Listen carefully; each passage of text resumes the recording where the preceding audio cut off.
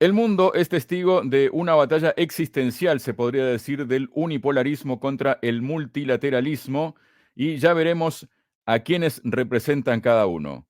Esto es Realpolitik Room. Bienvenidos.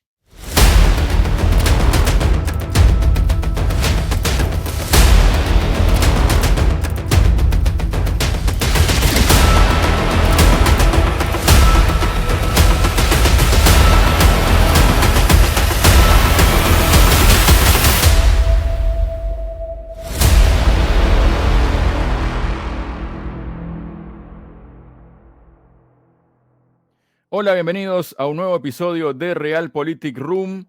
Y para hablar sobre lo que anticipábamos en el anuncio del programa, estamos junto al presidente del Centro de Investigación en Política y Economía, CIEPE, Walter Formento. Walter, bienvenido a Realpolitik Room. ¿Cómo estás? Gracias, Javier. Contento de poder estar dialogando con vos. Muchísimas gracias, Walter. El agradecido soy yo. Y bueno, tal como decíamos en el anuncio, ¿no? Hay una batalla a muerte, se podría decir, ¿no? Entre el unipolarismo que representa a Estados Unidos, ¿no? Desde prácticamente la caída de la Unión Soviética, contra un multilateralismo que emerge de la mano de países como, por ejemplo, Rusia, China, India, países miembros de los BRICS, junto a Brasil y Sudáfrica también, y que están representando un reto existencial para Estados Unidos. ¿Es así, Walter? Sí, sí, Javier. Particularmente para esa oligarquía financiera global que controla Davos, que controla la OTAN, una oligarquía que tiene toda una moderna aristocracia neofeudal, esa corte de altos funcionarios y altos gerentes que son los que manejan sus principales instrumentos económicos financieros, esos fondos financieros de inversión global. Bueno, esa forma de capital que se ha vuelto oligárquica y parasitaria, se ha vuelto particularmente un gran problema para la humanidad, para las regiones, para las naciones y particularmente para los pueblos. En ese sentido, es contundente y clara, digamos, la apreciación que se desprende de tu pregunta, Javier. Eh, Walter, justamente, ¿no? Haces mención al neofeudalismo para que la audiencia entienda de qué estamos hablando cuando hablamos de neofeudalismo. ¿Cómo lo explicarías, Walter? Bueno, esta oligarquía financiera global, neofeudal, con neofeudal queremos graficar y hacer énfasis que esta forma de capital y su conducción, tanto en sus dueños propietarios, pero particularmente en su alta gerencia de los fondos financieros de inversión global, empieza a haber un comportamiento de maximización de la ganancia por maximización de la ganancia, sin ya preocuparles si existe conexión con la economía real o no existe con la conexión con la economía real, si se potencia la economía real, si se potencia el trabajo, si se potencia la inclusión social, si se potencia el bienestar de los pueblos. No, cuando hablamos de que la categoría superior de la personificación de quien conduce estos fondos financieros globales que componen esta oligarquía financiera global y esta moderna aristocracia financiera, ya hoy solamente le importa maximización de la ganancia por la maximización de la ganancia y para nada le importa no solo la humanidad, sino también la naturaleza, porque en esa búsqueda de la maximización de la ganancia, no les importa que haya un 30, un 40, un 50% de personas en condiciones de sin trabajo, sin ingresos, sin posibilidad de llevar comida a la mesa de su familia, pero por otro lado tampoco le importa el daño que producen y la depredación que producen sobre la naturaleza. Y como bien todos ustedes saben, Cuando uno daña la naturaleza de manera estructural que no se pueda volver a recomponer, está dañando a la humanidad, a los seres humanos, porque la humanidad es parte de la naturaleza y vive en tanto hay equilibrio entre los dos elementos vivos. Los seres vivos tienen una interacción donde ambos se potencian. Bueno, este neofeudalismo oligárquico financiero tiene una vocación de que solo le interesa maximizar ganancias por maximizar ganancias, y en ese camino y en ese rumbo se lleva puesto no solamente la naturaleza, sino que se está llevando puesto y poniendo en riesgo y en total riesgo a la humanidad. Y el mayor de los riesgos que ha planteado a la humanidad es esto que se llama la guerra en Ucrania, que la OTAN inició en el 2014. A propósito de que estás hablando de la naturaleza, ¿no? Es imposible evitar, ¿no? Mencionar el hecho de que esta guerra de la que hablamos y a la que tanto se acusa de haber generado tantos males, ¿no? Como puede ser el tema de la naturaleza misma, hasta el calentamiento global, las crisis energéticas, la crisis económica, la inflación y tantas cosas más.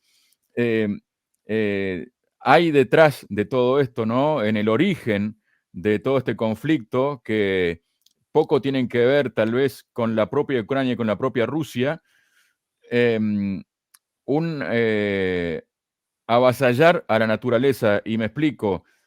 Antes, por ejemplo, Europa se suministraba de recursos naturales energéticos de Rusia, ¿no? Dentro de ese plan, de ese marco de la transición energética a algo más ecológico, algo que ahora se quiebra y Europa comienza a consumir GNL, ¿no? El gas natural licuado proveniente de Estados Unidos, con lo que eso implica para la naturaleza, la extracción del fracking y lo que implica también para la naturaleza el transporte del mismo, Walter. Sí, sí, solamente porque el negocio del gas licuado, digamos, el gas de fracking que realiza Chevron en el norte de Estados Unidos, porque es un negocio. Y por eso es tan aguda y estructural el enfrentamiento entre esa oligarquía financiera global, esa oligarquía parasitaria neofeudal, en Estados Unidos con el Partido Republicano controlado por la familia Bush, y que tiene su base de sustentación en el petróleo de origen fósil. Bueno, es decir, esa confrontación aguda que da sustento a la guerra civil en Estados Unidos se expresa en Ucrania en la confrontación entre esa misma OTAN, esa misma oligarquía que maneja y controla los negocios de la explotación de la pampa ucraniana, en el enfrentamiento que la OTAN lleva adelante desde el 2014 contra Rusia, no solamente contra Rusia, sino también contra China y contra la India, pero particularmente por quedarse con el control y la propiedad de la mayor cantidad de hectáreas en Ucrania. Pero, como todos sabemos, la realidad semana a semana va mostrando que estos sectores del gran negocio financiero de Davos están pidiendo ya una negociación con Rusia, una negociación con la Organización de Cooperación de Shanghái, porque ven que están muy lejos de poder imponerse desde el punto de vista técnico-militar y por lo tanto están llamando a una negociación y a consensuar una negociación donde a ellos por lo menos le quede el control de una parte importante de las hectáreas de la pampa húmeda ucraniana. Además, digamos, un conflicto que se provoca y que luego tiene unas consecuencias que no han sido las esperadas, ¿no? Por lo menos para alguna de las partes. Sí, sí, sí, por supuesto. Un conflicto que ya había, que digamos que ellos habían iniciado por lo menos a partir del 2014, cuando Victoria Nuland, como secretaria, se había dedicado a recorrer todos los países de la ex Unión Soviética, financiando y cooptando por capacidad de financiamiento a viejos dirigentes para que le facilitara a la OTAN instalar capacidades militares, técnico-militares nucleares y bacteriológicas y biológicas, tanto en Kazajstán como en Ucrania, como en muchos otros, en otras naciones de la ex Unión Soviética, para tratar de garantizarse el first strike, es decir, el primer golpe nuclear, de tal manera de garantizarse la victoria sobre Rusia. Esto es un proyecto que está planificado por lo menos por la OTAN desde el 2000. Y Victoria Nuland, a partir de 1991, del 2001, recorre toda las ex repúblicas soviéticas, tratando de corromper y financiar solidaridades para poder instalar capacidades nucleares para garantizarse lo que se llama el primer golpe de knockout contra Rusia. Algo que Rusia también estaba noticiado, que fue siguiendo, digamos, con mucho cuidado, y cuando pudo, inmediatamente neutralizó esas capacidades en un solo golpe. En el caso de Kazajstán fue en enero del 2022 y en el caso de Ucrania fue entre febrero y abril, cuando Rusia destruyó lo que quería destruir, que es decir, las capacidades de guerra bacteriológicas, biológicas y nucleares que la OTAN tenía ya instalada en Ucrania. Luego, Walter, mientras todo esto está pasando en el corazón de Europa, aparece una China que emerge, parece que a una velocidad más rápida, si se quiere, de lo esperado, ¿no? Es como un jugador que está en el tablero de ajedrez, no está participando directamente en ese tablero de Europa, del corazón de Europa, tampoco está participando por ninguno de los bandos, pero está, por decirlo de algún modo, aprovechando esta situación, ¿no? Sí, en realidad, ahí yo aportaría, la guerra de la OTAN en Ucrania es una guerra no solo contra Rusia, sino contra la India. Pero lo que pasa es que en primer nivel se sabe que el gran obstáculo, la gran capacidad de disuasión técnico-militar, la tiene Rusia. En segundo nivel la tiene la India, sabiendo que Rusia e India son un tándem complementario, son casi uno solo en cuestiones estratégicas. Y luego China y Pakistán, que también son dos jugadores muy interrelacionados y hoy mucho más interrelacionados entre los cuatro, a lo cual tampoco hay que dejar por fuera a Vietnam, que es otro de los elementos del tándem principal entre Rusia, India y Vietnam, que eso es un actor totalmente consolidado en su diálogo y en su reciprocidad, ¿no?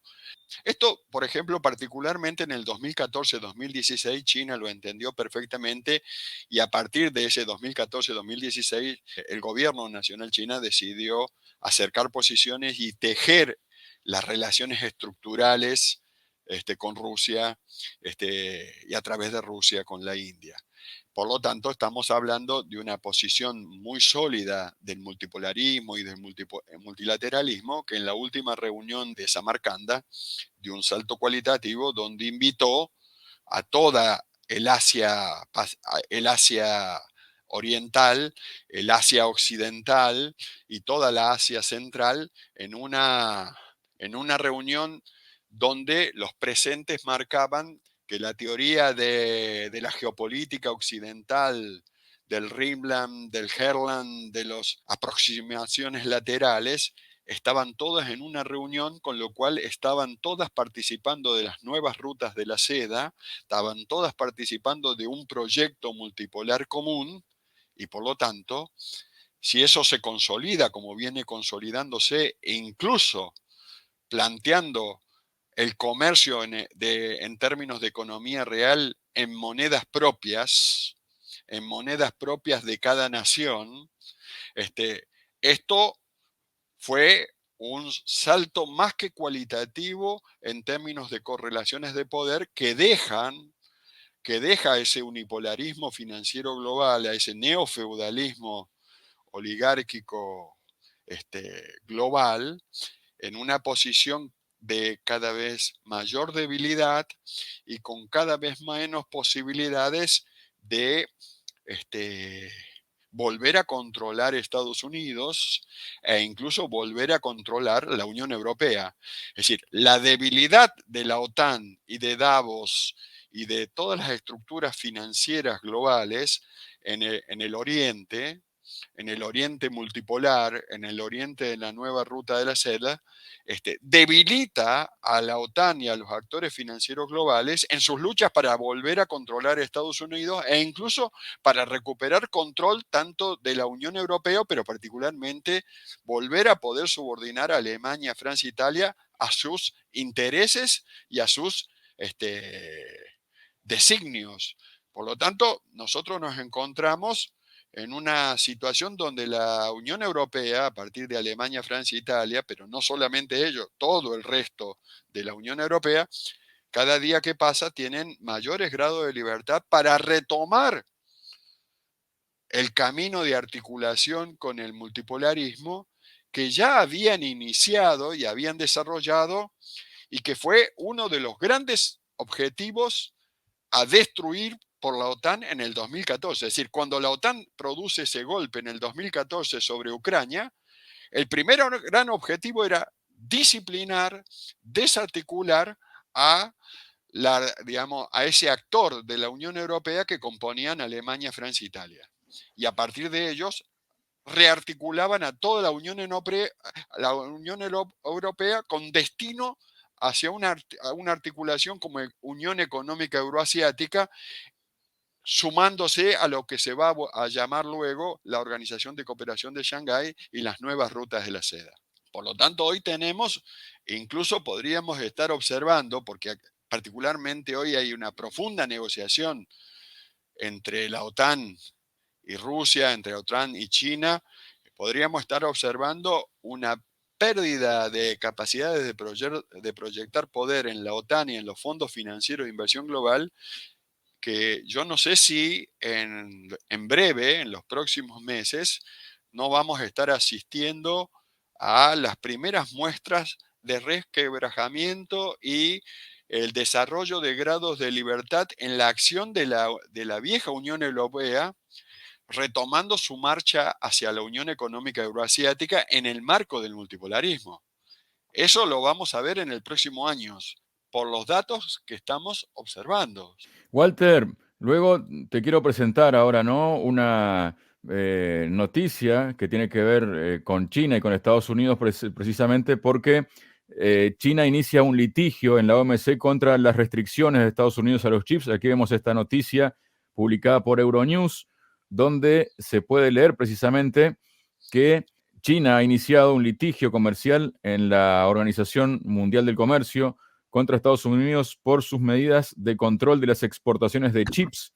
Según informó el Ministerio de Comercio chino, Estados Unidos aprobó en octubre un amplio conjunto de normas destinadas a contener la industria china de semiconductores, lo que provocó una queja de un importante grupo empresarial chino. China emprende acciones legales en el marco de la OMC como medio necesario para responder a nuestras preocupaciones y defender nuestros legítimos intereses, declaró el Ministerio de Comercio chino en un comunicado transmitido por su misión diplomática en Ginebra. A esto hay que sumarle también esa guerra que le comenzó Estados Unidos a Europa con esa famosa ley para contener la inflación y que, entre otras cosas, hace que, o promueve, que las empresas europeas que están pagando el gas comprado a Estados Unidos 4 veces más caro de lo que lo pagan las empresas estadounidenses, pero un 40% más caro de lo que le pagaban a Rusia. Entonces, si las empresas europeas se van a Estados Unidos, obtienen ciertos beneficios y los precios al mismo nivel que las empresas estadounidenses, ¿no? ¿Qué perspectiva hay en todo esto, ¿no? En esta guerra abierta, se podría decir, comercial de Estados Unidos a varias bandas, y si puede evitar todo esto que está haciendo Estados Unidos la entrada a un nuevo mundo multipolar? Bueno, primero estaríamos observando las últimas balas de la OTAN, de Davos, que es la OTAN económica financiera. Cuando hablamos de Davos y hablamos de la OTAN, hablamos de lo mismo, dos caras de la misma moneda. Esa OTAN y esos intereses financieros globales, en su decisión de tratar de inducir el desplazamiento de capacidades industriales desde la Unión Europea, es decir, desde Alemania, desde Francia y desde Italia hacia Estados Unidos, bueno, eso es un proceso complejo. Primero porque muchas de ellas se deslocalizaron entre 1950 y 1970 desde Estados Unidos y se radicaron en la vieja Europa occidental, y luego fueron avanzando sobre este, la nueva Unión Europea tal cual nosotros la conocemos hoy. Y esa Unión Europea era la que había establecido sus propios canales de comunicación con China y con Rusia a partir del 97, 98, 99 en adelante, y que los globalistas y la OTAN se encargaron de golpear, de debilitar, de destruir, para subordinarlas todas a la política estratégica diseñada por la OTAN y por Davos. Cuando Davos aún controlaba Hong Kong y Shanghái, algo que perdió el control entre el 2021 y el 2022. Bueno, ¿qué posibilidad tiene hoy las estructuras de poder financiero globalistas, Davos y la OTAN, de producir una reorientación de las inversiones empresariales desde la Unión Europea a Estados Unidos? Son relativamente bajas. Son relativamente bajas porque, en términos generales, la Unión Europea hace muchos años que ya había construido los puentes para tener una relación privilegiada con el mercado en China y con los mercados en Rusia. Es decir, los mercados donde vendía alto valor agregado y trabajo de alta y media calificación a China, y por otro lado compraba materias primas de origen agrícola, energético y metales y tierras raras en Rusia. Por lo tanto, ese es su proyecto estratégico consolidado en términos económicos. Por lo tanto, esa Unión Europea no está teniendo posibilidad en el corto plazo de reorientar su mirada y subordinarse y trasladarse a Estados Unidos. Sí, lo que está la Unión Europea cada vez más cerca es de avanzar a una articulación o una rearticulación fortalecida tanto con China como Rusia en el multipolarismo. También es cierto que Davos, la OTAN, los globalistas, este neofeudalismo, está sacando inversiones, retirando inversiones que tenían en China y la están trasladando a la India, a Malasia, es decir, a todos los países muy cercanos a China, que son parte del Asia-Pacífico, que son parte del Asia Central, que son parte del Asia Occidental, pero que tienen trabajadores calificados con salarios que podrían, por términos medios, estar cercanos o siendo competitivos con los que existían para ellos en China, y que ya no existen más porque directamente empezaron a deslocalizar sus inversiones en los últimos 3, 4 meses.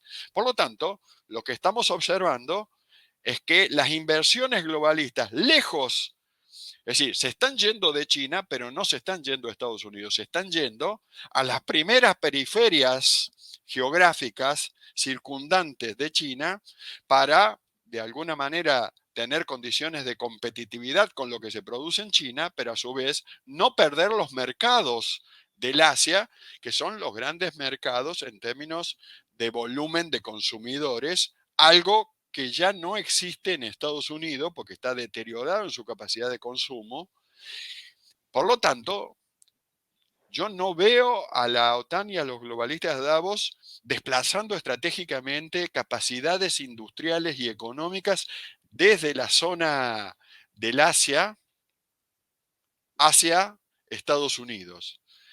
Sí están tratando de forzar que haya desplazamientos desde Francia, Italia y Alemania hacia Estados Unidos. Otro de los objetivos que yo veo con bajo grado de posibilidad que hoy Alemania, Francia e Italia, que son las tres grandes economías que articulan toda la Unión Europea, es decir, esas tres grandes economías que son los tres grandes motores de la economía de la Unión Europea, también están lejos de suicidarse y subordinarse a tener que desplazar a sus inversiones a Estados Unidos cuando tienen tan cerca la posibilidad de seguir manejándose como se manejaron con Rusia y con China y cada vez más profundizar sus relaciones, tanto con Rusia como con China. Walter, muchísimas gracias por tu presencia este día en Realpolitik Room. Javier, siempre un gusto dialogar con vos y te agradezco siempre la invitación.